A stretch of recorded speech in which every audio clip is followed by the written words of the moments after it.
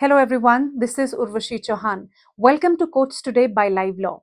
We bring to you the latest and in-depth legal coverage, coming to you with a brief of what all happened in the Indian courts today. Starting with the Bar Council of India, which today declared the results of the 18th INFLD exams, that is the qualifying examination for Indian nationals holding foreign law degrees. Interestingly, today morning, the Supreme Court vacation bench comprising Justice Aniruddha Bose and Justice Rakesh Bindal had listed on Friday a plea seeking to direct the Bar Council of India to declare the results of the exam, which was conducted from 19th December to 24th December 2022 at the BCI office. The petitioner had stated that even after lapse of more than 5 months, the result of more than 75 candidates had not been declared, and the petitioner's fundamental right to earn a livelihood under Article 21 and the right to engage in a profession had been violated, as despite being qualified to practice due to the technical prerequisites, she was unable to enroll as an advocate under the State Bar Council. Later in the day, BCI declared the results. The Supreme Court vacation bench comprising Justice Aniruddha Bose and Justice Rajesh Bindal today sought a report from the Supreme Court registry of the last mentioning of Advocate Ashwini Upadhyay's petition challenging RBI and SBI's notifications that permit exchange of Rs 2,000 currency notes without requirement of any identity proof.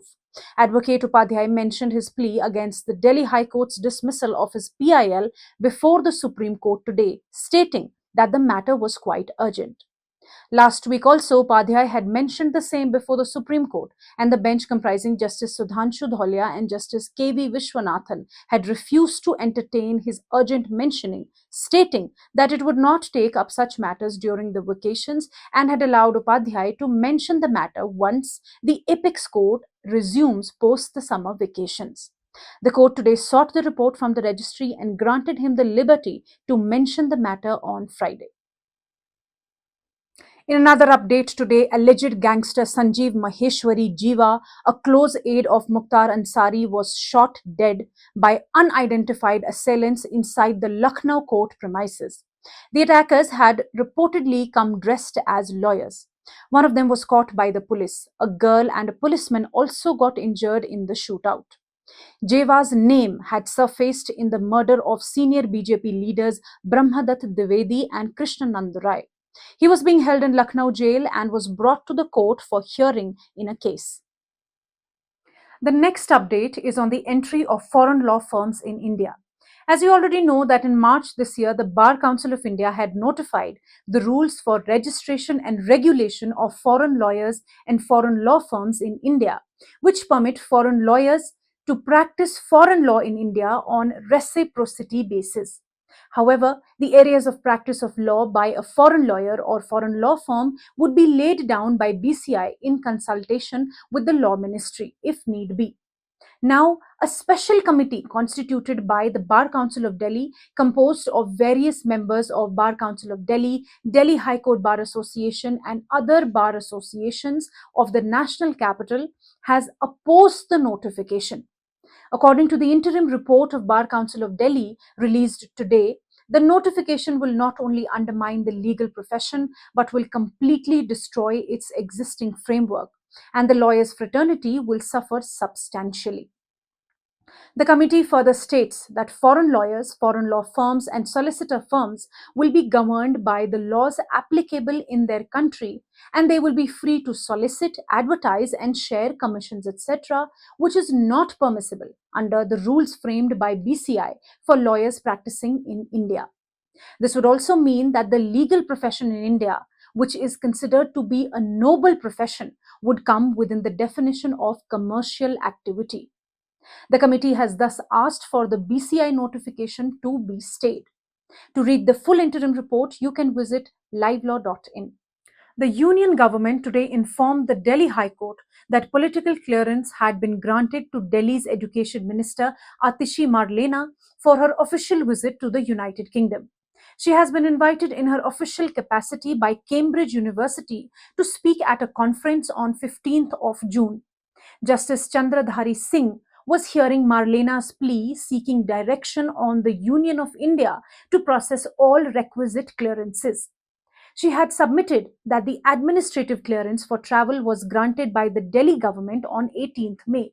Later, the proposal was approved by the Lieutenant Governor on 26th May, and the same was forwarded for requisite clearances to the Union of India.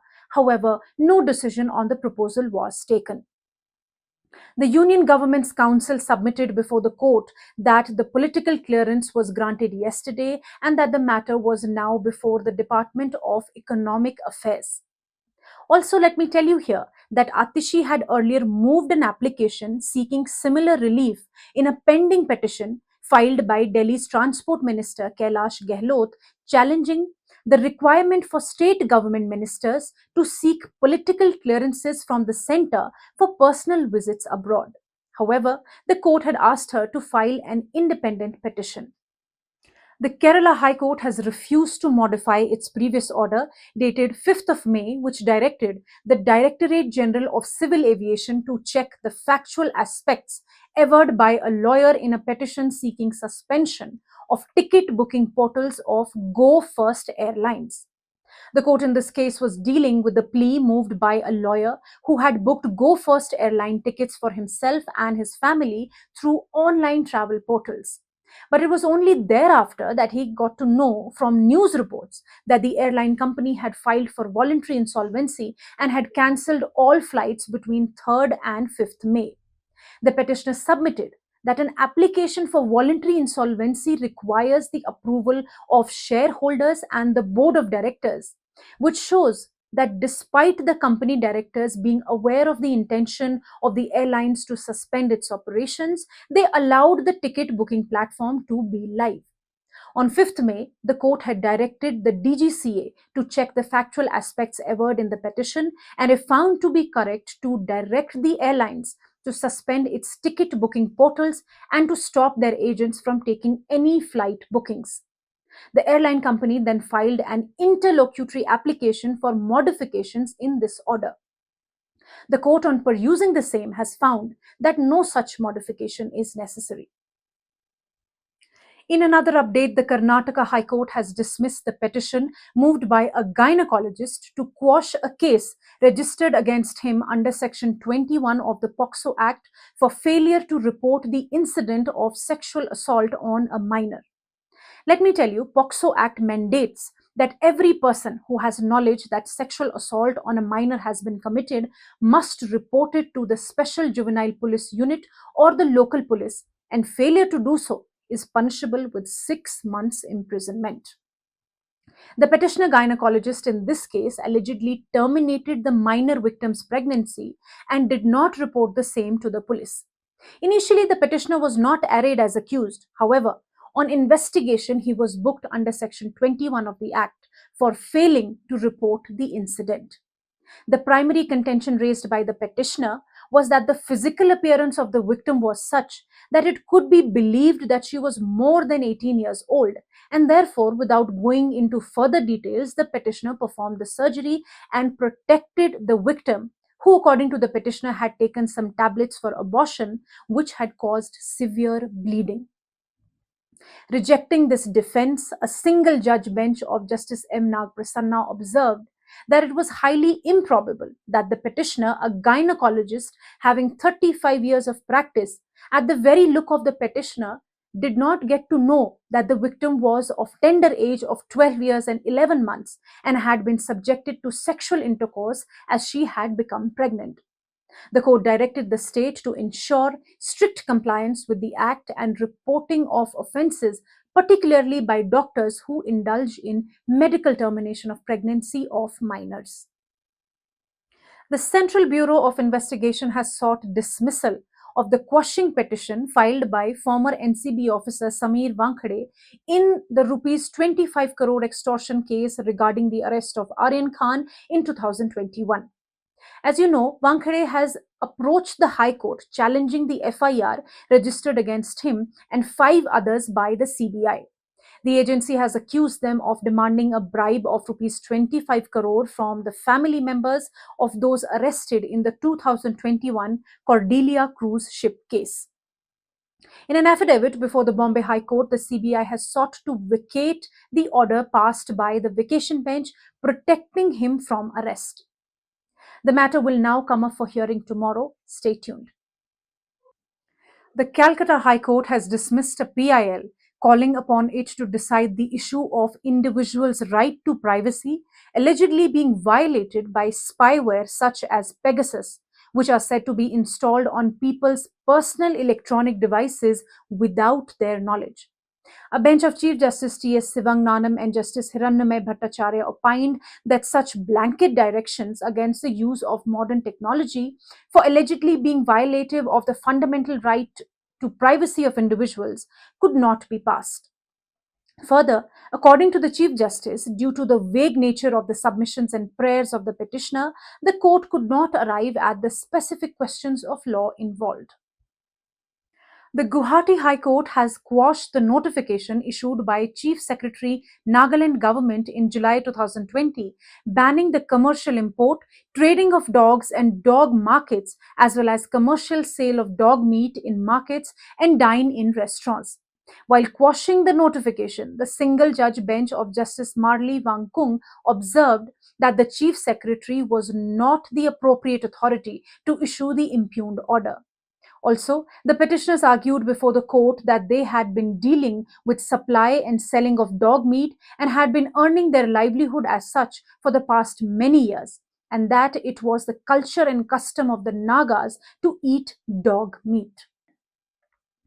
And now coming to the Orissa High Court, which has ordered the Puri district administration to file an affidavit pointing out the steps taken for crowd management and arrangements made for smooth and hassle-free darshan of Lord Alarnath starting from May 5th, and which is slated to continue for upcoming 2 weeks. The vacation bench of Justice Sangam Kumar Sahu and Justice Murahari Sri Raman was hearing a writ petition filed seeking proper crowd management, providing facilities and maintaining law and order for the huge crowd gathering at Alarnath Temple. The matter is now listed on 8th of June for further hearing. Stay tuned. And lastly, the Metropolitan Magistrate Court in Chennai has granted bail to Hari Padman, a faculty member of Rukmini Devi College run by Kala Kshetra Foundation, who has been accused of sexually harassing students. In December 2022, one of the former directors of the foundation had made a Facebook post accusing the male teacher of molesting and threatening the students. This led to many other students coming forward with similar instances of sexual harassment. The students sat on a dharna demanding action from the college, after which the college had suspended Padman. On the police complaint lodged by a former student of the college, Padman was booked for sexual harassment under the IPC and the Tamil Nadu Prohibition of Harassment of Women Act. He had previously approached the Madras High Court seeking bail, but the petition was withdrawn. Previously, when a group of students had approached the court for framing of policy against sexual harassment and reconstitution of the complaints committee, the court had issued directions to the foundation for the same. Thank you. If you wish to know more details about the cases I mentioned here, you can visit our website at www.livelaw.in. Stay ahead with quick legal updates only on Live Law. Do not forget to like, share, and subscribe and support us.